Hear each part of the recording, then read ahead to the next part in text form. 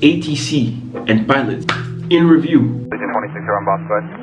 Hey, we have to declare an emergency. We have 160 souls on board. Let's get it.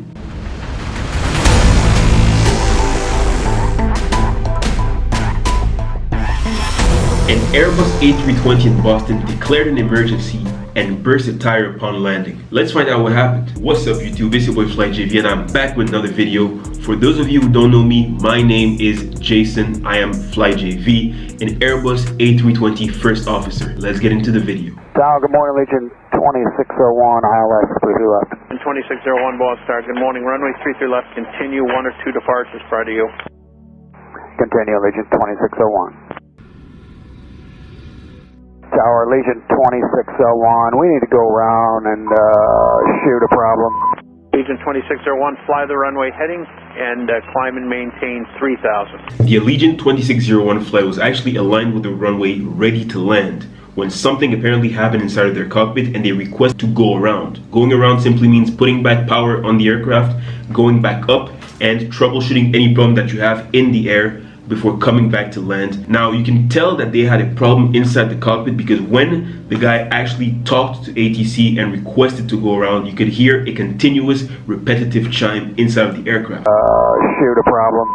In the Airbus A320, if you hear a continuous repetitive chime, it basically means that you have a red warning, an emergency that is time critical and needs to be treated accordingly. Now let's move on with the video. Runway heading to 3000, Legion 2601. Legion 2601, turn left, heading 290 for now. Heading 290, Legion 2601. Allegiant 2601, turn left, heading 240, maintain 3000, contact Boston departure 133.0. Heading 240, 3000, say the frequency again. 133.0. Right now what's going on is the tower is simply giving the Allegiant 2601 radar vectors. Radar vectors are simply magnetic headings. Think about a compass, for example, that you hold into your hand. You have north, you have south. South would be 180, north would be 360 or 000 if you prefer. East would be 090, and so on and so forth. They're being given radar vectors to bring them back towards the airfield while also giving them enough time to troubleshoot the problem they have before coming back and landing. That is the reason why traffic control asked them how long they needed to be able to land. Legion 2601, Boston departure radar contact, climb maintain 4000. 4000, Legion 2601. Legion 2601, how long do you think you'll need to troubleshoot? Say again for Legion 2601. Legion 2601, how long do you think you'll need to troubleshoot? 10 minutes possibly for Legion 2601. 01, turn left, heading 360. Left turn 360, Legion 2601. Approach, Legion 2601. Legion 2601, boss, go ahead. Hey, we have to declare an emergency. We have 160 souls on board, 4,500 pounds of fuel. We have a right main landing gear indication that it is not down and locked. Now in this situation, declaring an emergency basically means MAYDAY. MAYDAY comes from French MAYDAY, which means help me. It is basically the most urgent and alarming phraseology that can be used in aviation. You are in a time critical situation that can be lethal and you need priority over any aircraft that is coming to land. So that is what ATC will do. They will give you all the priority to come back and land, and they will treat you as someone who actually needs to be on the ground as soon as possible. Okay, now secondly, they're talking about how many souls on board they have. Souls on board is the crew plus the amount of passengers. You have the crew and you have the passengers on board. When you add these up, you get the souls on board. And that number is important for search and rescue because if something were to happen, a crash for example, search and rescue would need to know how many people they're looking for. So that's the reason why you give them that, and the reason why you give them the amount of fuel you have is so that they can actually have a radius of action in which they're going to be looking for you. Now if you have 5,500 pounds of fuel in an Airbus A320, which is their case right now, you would know exactly what is the maximum distance an Airbus A320 can travel with 4,500 pounds of fuel. Create a circle with this, and within this area you would look for these people. They also gave the nature of their problem. Their landing gear was not down and locked. The right landing gear was not down and locked, which in the Airbus A320 would be represented with basically the green down lock symbol not appearing. Okay, so if that happens, you would have to pull out the QRH, which stands for Quick Reference Handbook, and look for the abnormal landing gear checklist and follow the instructions. So that is basically what they were doing while they were troubleshooting. Allegiant 2601, roger. And do you want to return to the airport at this time? That's affirmative. 2601, turn left, left turn heading 150. Left turn heading 150, Allegiant 2601. Approach Allegiant 2601. Go ahead. We're not going to be able to move once we land on the runway. We're going to need the trucks rolled. Now, due to the nature of the problem and the nature of the checklist that will resolve that problem, quote unquote, you will not be able to move upon landing with that problem with the landing gear. So they need to anticipate by talking to Tower and letting them know that they will need to be towed outside of the runway, or maybe, deplaning directly on the runway, so that the ATC can be aware, firefighting services can be called as appropriate, and everything can be, done smoothly as soon as they land, and not wait to get on the ground and, actually start panicking with everything that's going on. So that is the right thing to do, obviously. Allegiant 2601, roger, we will notify. Approach Allegiant 2601. Care 978, you can expect to go for a ride. There is an aircraft inbound with some landing gear issues that's going to be in front of you. Care 978, roger. 2601 Boston, approach you up on my frequency yet? Yes, sir. 2601 at 6,000. We need 33 left as soon as you can. Legion 2601, did you say as soon as you can? Affirmative.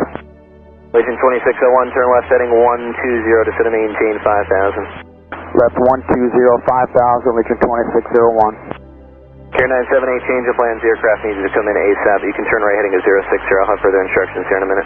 Right 060, Care 978. So as we said before, they are now in Mayday traffic, so they're being given priority to come back and land.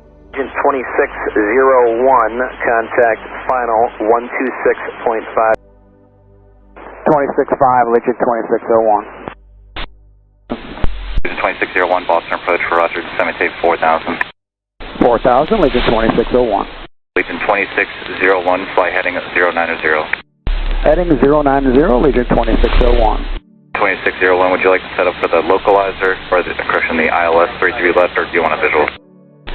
Visual is fine, Legion 2601.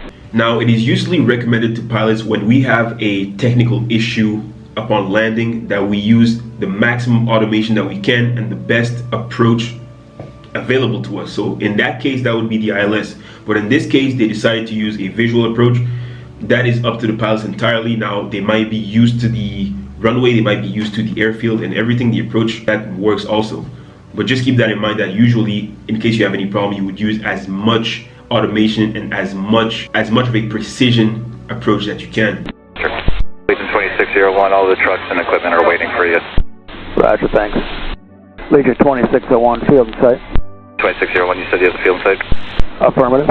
Legion 2601, fly heading 070, cleared visual approach, runway 33 left. 070, cleared visual 33 left to Legion 2601. Legion 2601, contact Boston Tower 134.05. 3405, Allegiant 2601. Continue following an embryo on a 4-mile file. Continue, Allegiant 2601. Bravo Hotel, runway 33 left, clear to land. I'm sorry, Allegiant 2601, runway 33 left, clear to land. 33 left, cleared to land, Allegiant 2601. 2601, it appears that you're down. Allegiant 2601, thanks, sir. 2601, appears you have smoke when you landed. Are you need assistance right now? Not at the moment, Allegiant 2601. For all the aircraft waiting in line, the previous aircraft flew a Tyre on the runway, so they're disabled on the runway, so we're coordinating work out another departure runway, just everybody hold position there. Solid, Allegiant 2601. Allegiant 2601. Can we have CFR do a drive-by on the aircraft right side and just see if there's any smoke? Allegiant 2601, affirmative. Engine 5, you're on the right side of the aircraft right now. Can you see if there's any smoke on that side? Being on the ground, okay, with that type of emergency, you need to make a decision on what is going to happen now, okay? Most emergencies that happen when you land, as soon as you land or when you reject the takeoff, you will need to decide whether or not you need to evacuate the passengers. And that is exactly what the QRH checklist for normal landing gear landings says, okay?